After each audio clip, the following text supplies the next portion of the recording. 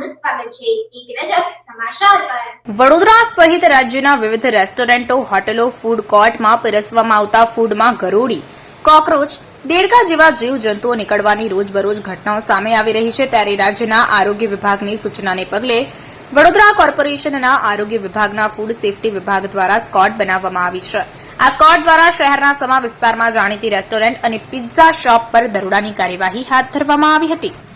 આપને અત્યારે જણાવી દઉં કે આરોગ્ય વિભાગની ટીમે શહેરના સમા વિસ્તારમાં આવેલ નામાંકિત રેસ્ટોરન્ટ અને પિઝા શોપ સહિત વિવિધ નામાંકિત હોટેલ, રેસ્ટોરન્ટમાં કાર્યવાહી હાથ ધરી હતી।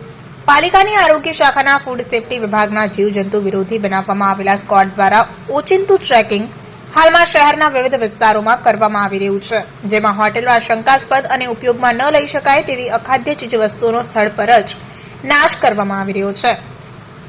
હાલમાં રાજ્ય સરકાર દ્વારા લોકોના આરોગ્યની સુખાકારીને ધ્યાનમાં લઈને વડોદરા સહિત રાજ્યમાં પાલિકાના ફૂડ સેફટી વિભાગ દ્વારા સ્કોડ બનાવી ચેકિંગ શરૂ કરવામાં આવ્યું છે। વડોદરા ફૂડ સેફટી વિભાગના જે.કે. ગોહિલના નેતૃત્વમાં બનાવવામાં આવેલા સ્કોડ દ્વારા છેલ્લા એક સપ્તાહ દરમિયાન અનેક નામાંકિત હોટેલ, રેસ્ટોરન્ટ અને ખાણીપીણીની શોપમાં ચેકિંગ કરવામાં આવ્યું। આ ચેકિંગ દરમિયાન અખાદ્ય જણાઈ આવેલી ચીજવસ્તુઓનો સ્થળ પર જ નાશ કરવામાં આવ્યો છે। આ સ્કોડ દ્વારા તાજેતરમાં શહેરના વિવિધ વિસ્તારોમાં કાર્યવાહી કરવામાં આવી રહી છે।